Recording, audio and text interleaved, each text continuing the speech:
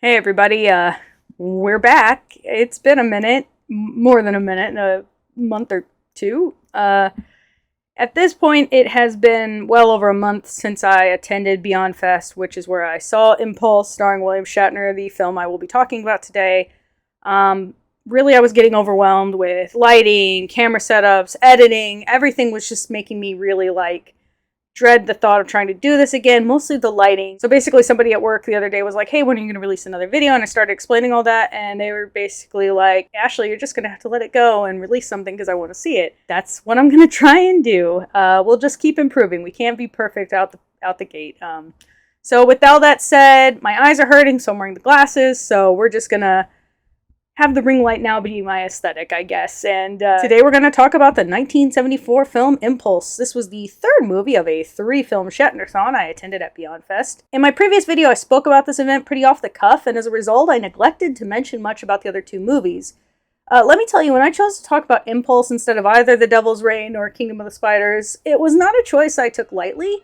In fact, I spent a lot of free time at work that week telling people about Kingdom of the Spiders and had someone implore me to make it the subject of my next video. I'm only not doing that because I intend to write about it at length another time. Both films would be worthy inclusions on this channel, but when I saw Impulse, I knew I was watching something truly, truly special. Impulse is the story of a young boy named Matt who sees his mother likely prostituting herself with a soldier home on what I have to assume is shore leave from World War II. It plays out pretty reminiscently to Christmas Evil, Pieces, or Yuli Lammel's Boogeyman. Young Matt sees his mother in a compromising position and, not understanding what sex is, thinks she's being harmed. Only the soldier is too drunk and randy and turns violent.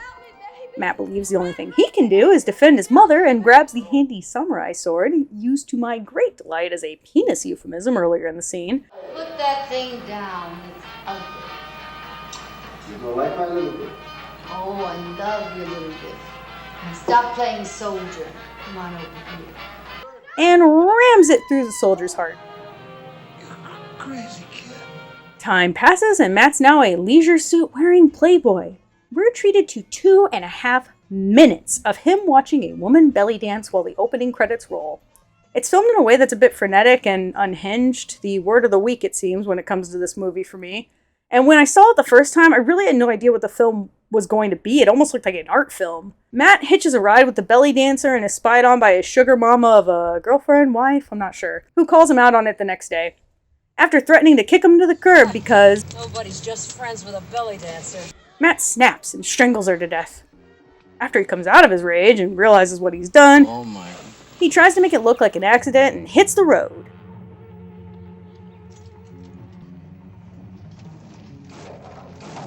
Meanwhile, in Florida, we meet Anne and her daughter Tina. Anne is a widow who seemingly has a fairly playful relationship with her really bratty daughter. Ugh. Yeah, What's the matter? it's cold. Of course it's cold. It's been ready for 10 minutes. Eat. Tina takes off for school while Matt rolls into town. You crazy? You want to get killed? Well, you stopped, didn't you? Apparently Tina's a chronic class cutter, though she swears to her mom she's never even been late, and hitches a ride with Matt to the local graveyard so she can visit her father's tombstone. On the way, Matt hits a dog. Be careful! I'll blur out the dead dog so no one's too upset. And Tina's visibly shaken by the lack of remorse at the action. Let's go back. It might be No, dead. it's okay. It's dogs lick their wounds. They clean them real good. It'll be okay. Matt blames the dog's owner, Somebody should have been watching that dog. and this is a running theme with him. It's never his fault when bad things happen, and he never takes responsibility. We're introduced to Anne's best friend Julia, a thrice-widowed aristocrat who's taken Anne under her wing Life will pass you by, and before you know it, you hit the big number 40. and is intent on finding her a match. Now, you're gonna love this guy. He's a regular Burt Reynolds from the neck down. and from the neck up. Well, can't have everything. Here we get some backstory that since Anne's husband passed, she's been spoiling Tina pretty rotten on account of the girl missing her dad so much and all. You're the only one I can talk to, Dad. The only one. Matt is somehow conveniently bumping into everyone in this small group of friends in town and meets Anne, rescuing her from a near-death experience. What knocked her over? After playing footsie with the hotel clerk, Your buzzer's ringing. You better believe it. Matt picks up some business cards after what has to be the greatest transition in the history of cinema. Let's see if it's been worth waiting for. It has been worth waiting for. They came out real nice. Land Development Counseling Investments. Clarence, the store owner, is coincidentally besties with Julia, who pops in and meets Matt as he's laying down what we quickly realize is his bread and butter, a scam convincing people in town he's an investor, and that they'd be foolish not to work with him. He's got Clarence pretty firmly on his line, and for whatever reason, Julia's immediately taken with him and kicks Burt Reynolds from the neck down to the curb and invites Matt to the dinner party with Anne instead. So at this point, Matt has independently run into all of the major players in the story in like a day, and this will pretty much never be mentioned. At the party, Julia receives an obscene phone call. It's horribly mic'd and has absolutely nothing to do with the rest of the movie whatsoever. I just find it hilarious. Good Lord, it's my first obscene phone call. Yes, well, could you wait a minute? Where are you going? No, I just want to get a cigarette. Matt and Anne don't exactly drip chemistry, but letting it go for the sake of the plot, they immediately get flirtatious with one another at the party and set a date. It's nice meeting you. Just sit there. Tina's none too pleased, as she and her mom were apparently supposed to go on a date to visit her dad's grave. Ooh. I went to see him on Sunday. Sunday? Mm-hmm. We're supposed to go to the cemetery on Sunday. Oh. I forgot. I know. You forgot him the minute he died. The date with Matt goes fairly well, but he's shut down when he tries to invite Anne back to his place to view the scenery. I have the most wonderful view of the city from my motel room. I don't suppose No. that you would No. be sure. Come on, you haven't seen anything. I'll bet I have. This way. Julia and Anne later discuss all of Matt's great attributes. Remember, they met this guy a day ago, which leads to a great overlapping VO exchange where Tina guilt trips her mom into never moving on from her late husband, and that's enough for Anne, running from the motel where her apparently omnipresent and downright creepy child is stalking her. Tina's devastated and takes it out on some more glassware. He's becoming just like you. Get out of here, Julia! What in the world's wrong with you, Tina? And Julia. On their next date, Matt realizes he's being stalked by Karate Pete, and awkwardly runs away from the date. Time. I've got to meet someone. Business. Later, back at the hotel, Pete and Matt discuss what Pete's latest score is, and that Pete wants in on the action. Nothing's going right. Nothing's easy, especially robbing people. But we'll do okay. Yeah. I honestly got the vibe here that Pete does actually care about Matt, Another headache? Have you been going to a doctor? but Matt either can't let him or is too selfish to see it. He confesses the murder of his wife, girlfriend, sugar mama thing to Pete, but of course doesn't take responsibility. But you got to understand, I didn't mean to do it. But you did it. The two argue, Pete breaks some furniture, housewares can't catch a break in this film, and Matt realizes he's going to have to do something about the situation. Oh, damn. Damn. That something is to lure Pete to the local car wash where he attempts to murder him by hanging. That doesn't work, and instead we're treated to the greatest chase scene I have ever seen.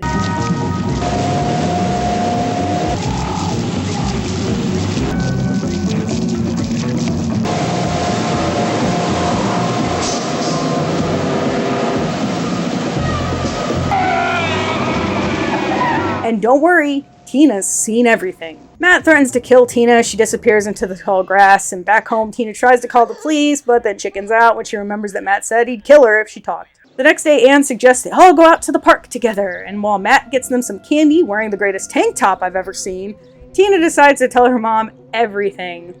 As you can probably guess, since Tina's done so much to endear herself to this film's cast so far, her mom doesn't believe her. Tina, that's a terrible thing to say. It's the truth, Mom. So, young Matt didn't want to leave the hospital he was taken to. His mom passed away, likely from the stress of what happened to him. Matt can't take any responsibility for himself and feels like a puppy that's been let loose on the street. Begged them not to let me out. I said, it was like putting a puppy dog out in the middle of the road and leaving it there. Probably similar to the one he killed earlier. Tina calls her mom a tramp. I saw you at the Again, this has nothing to do with anything. I just find it incredible. Matt pulls the want some candy little girl creepiness. All right. Hey, little girl, I'll take you to school. You mad at me? I'm not mad at you. I like you. Before devolving into the most petulant argument I have ever seen an adult engage in. We'll say you're crazy. I'm not crazy. You are. Oh, yeah? You gotta be crazy talking to a gravestone. Tina runs back to the graveyard and, I guess, cries, while Matt tries to convince Julia that Tina's crazy in a desperate attempt to cover his tracks. Julia, I think that girl is crazy. That thing in the graveyard, she spends all the time going to graves. Oh, that. Well, she visits her father. But it's not normal. It just isn't normal behavior. Kids don't go to graveyards. My mother died, and I went to visit her once. She's not buying it, and she's not buying his investment scam either, and wants to have the lawyer look the contracts over. See my lawyer and have him look into it. He'll check your company. Matt's really losing it at this point, because one more crack has presented itself and switches tack and goes into a heist instead. In his attempt to book it from town as fast as possible, he tries to collect on his various investments and acts sketchier and sketchier, but not a single person seems to be suspicious of him. Is you still interested in investing? Sure. Well, if you give me the cash, I'll get it working for you right away. Well, besides the person who, witnessed him murder a dog and a giant wrestler. All of this culminates as Julia begins to grow suspicious of Matt after Tina fills her in on what she saw. Matt breaks into her house and tries to force her to give him her diamond brooch from the safe. She pulls a fast one with a gun and they engage in an extremely over-the-top knife fight.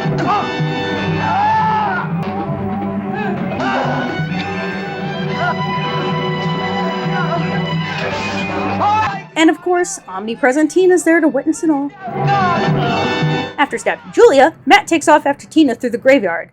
The graveyard right next to the ocean in Florida, which sounds like the absolute worst place to put a graveyard. They run into the funeral home where Tina is startled by a dead body, becomes more frantic, and eventually falls down the stairs. Matt also acts strangely in front of the body, either remembering his mother's death or his father's, I can't tell. Before the camera pulls back and reveals what I find to be the funniest thing in the whole movie.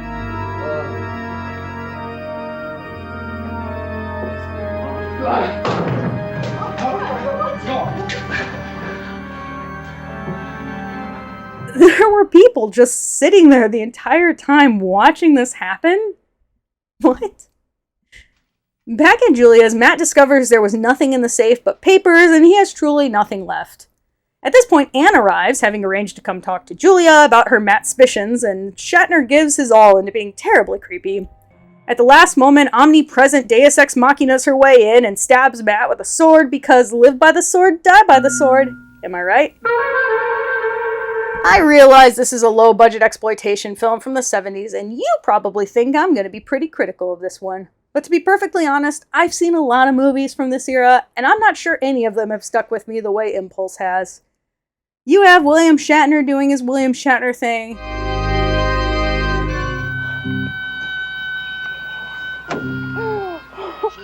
I saw your wait.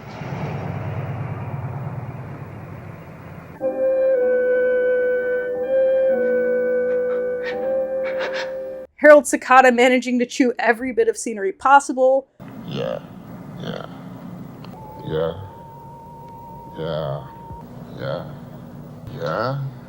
That could have been your head. She'll be here any minute, so... You're all the time horny. A child actor who goes beyond precocious and downright demon seed, but we're supposed to be rooting for her? Tree. I don't know if I know that much about this new map, but I'll try. It slipped. And dialogue that sent my audience howling with laughter. Show is over, baby. I've been wasting my time on a cheap, over-the-hill broad. Go on, back to her, to your belly dancer. Ha! A rotten tramp. I admit, I know next to nothing about William Greffet and his work, but Shatner spoke very highly of him at the Q&A I attended and his passion for independent filmmaking. If this movie has anything to go off of, I will happily watch any and every movie he has made, especially Mako, The Jaws of Death, which looks like perfection. If there is one thing about this movie I'll complain about, it's the sound effects and mixing. There are a number of scenes in the movie where sound effects either don't match or are completely absent.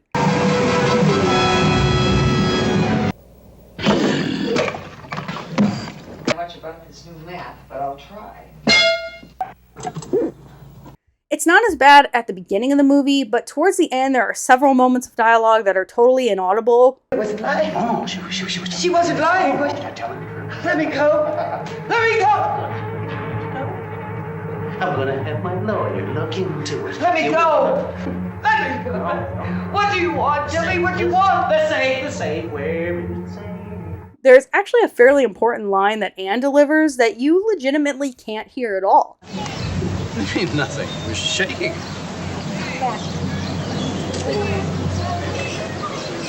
But judging from the IMDb page, and pretty much verified by the Q&A I attended, they shot this movie in like 2 weeks, and Shatner wasn't even there for all of it. So I can imagine they didn't exactly have a lot of time for reshoots. Which would probably explain why, like, one scene in this movie was shot in the actual dark, despite the vast majority of scenes taking place at night. I love the way the film utilizes VO to tell some of the story. Matt killed that man. I was there in the car. I saw him do it. Ow! Damn it. Why is Tina making up such an incredible story? A lot of the time in movies, the voiceover is dialogue we've already heard before, but in this movie's case, while some of it is audio we've heard, it's often new information. Not to say all of the VO is well delivered, young Matt is, well... I tried to help you, Mom. He was hurting you. I know. Oh, Matt, I know. Don't let them put me in there, Mom. Please, I don't want to go. And the final VO is pretty cringe-inducing as well. It was like putting a puppy dog out in the middle of the road and leaving it there. While I don't have much to say about the actual filmmaking, I do want to give credit to the 2 underwater scenes, both of which I find to be very well shot and quite creepy as well. I also read on IMDb that they used a pickup truck to do this scene, and I think that worked out really well. I love guerrilla filmmaking. Acting is pretty competent overall. Sakata's having a good time, as I mentioned, and I do feel Kim Nicholas to be overall great in the role of Tina. I may not like the character, but she portrays the role well. Outside of this moment of melodrama.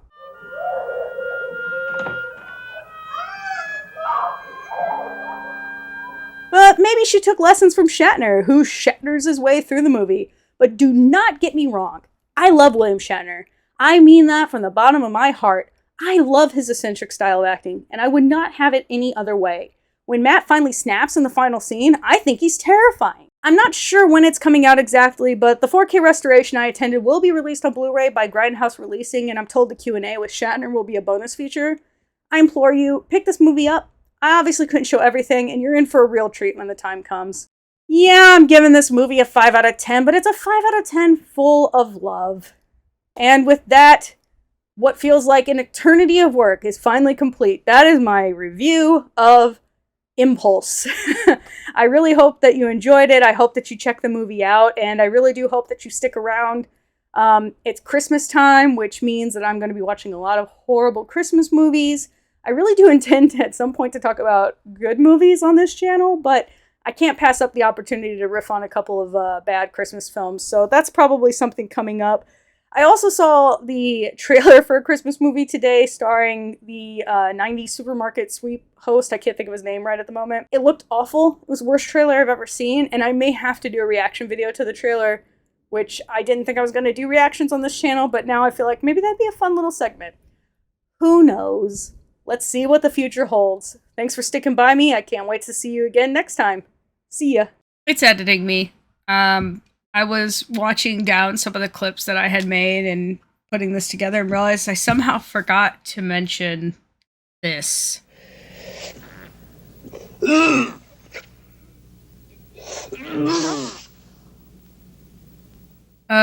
So yeah, Shatner farts in this clip. It's right after he accidentally kills his wife. I shouldn't say accidentally, he absolutely purposefully strangles his wife. And he rips one and then tried to cover it up by fake gagging over his, distress over what he'd done. But we hear it. We are all witnesses. You farted, and you can't take that back. So yeah, I can't believe I forgot to talk about this, but it's not like I really had a good place to put it in anyways. So yeah, take that with you.